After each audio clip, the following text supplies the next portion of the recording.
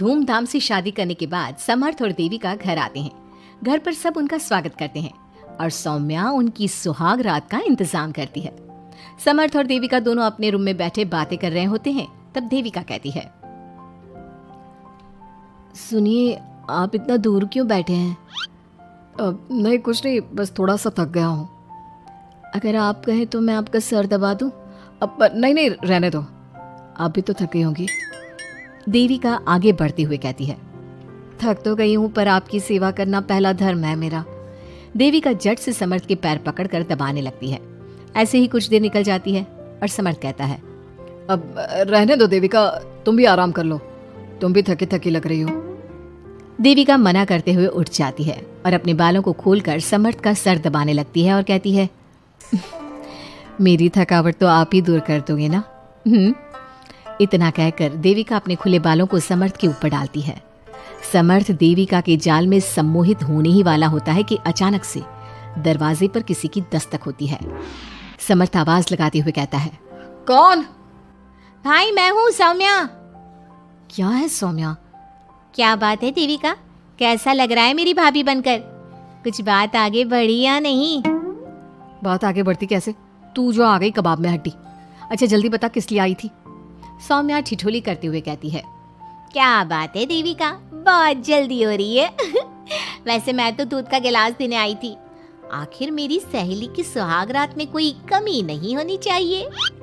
देविका दूध का ग्लास लेते हुए जल्दी से दरवाजा बंद कर लेती है और पीछे मुड़कर देखती है तो समर्थ तो सो चुका था। देविका समर्थ को उठाते हुए कहती है, सुनिए समर्थ जी, उठ जाइए ना, सौम्या दूध देने आई थी, इसे पी लीजिए, फिर आप सो जाना। समर्थ नींद में उठता है और दूध पीकर फिर से सो जाता है। देविका उसके बगल में बैठी कहती है, सुनिए समर्थ जी, आज हमारी पहली रात है और आप सो रहे हो।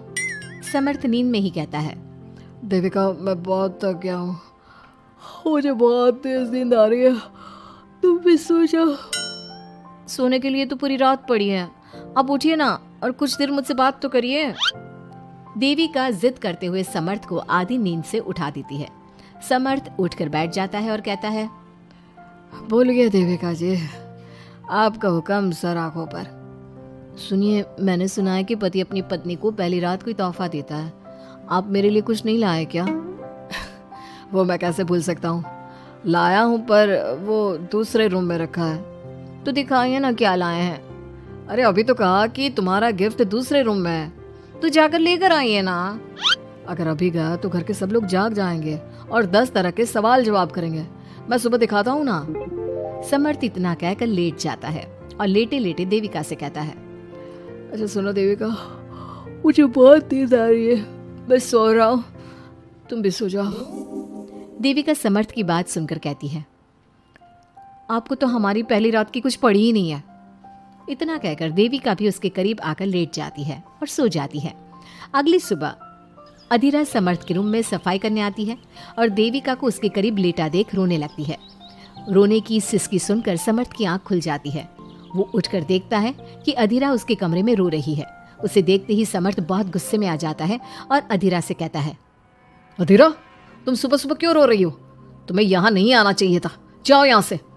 समर्थ अधीरा का हाथ पकड़कर रूम के बाहर कर देता है और कहता है, अब बिना दरवाजा नॉक किए अंदर मत आना। इतने में देविका भी आ जाती है और समर्थ को भड़काते हुए कहती है, हाँ समर्थ जी, ये रो रो कर हमारे घर में अपशगुन कर रही है, और अब ये देखो कैसे मगरमच्छ के आंसू दिखा रही है। इतना कहकर देविका अधीरा का हाथ पकड़कर घसीटती है और कहती है, अब क्या रोती रहेगी या कुछ काम भी करेगी? मुफ्त में रोटियां तोड़ने को नहीं मिलेगी यहाँ पर, चल उठ यहाँ से और कुछ काम कर। अधीरा वहां से उठकर रोते रोते चली जाती है और जाकर रसोई में सबके लिए चाय बनाती है और चाय जाकर पहले अपनी सास को देती है। चाय पीते ही मंजू अधीरा को गुस्से से कहने लगती है, लगता है मुझे मारने की साजिश कर ली है।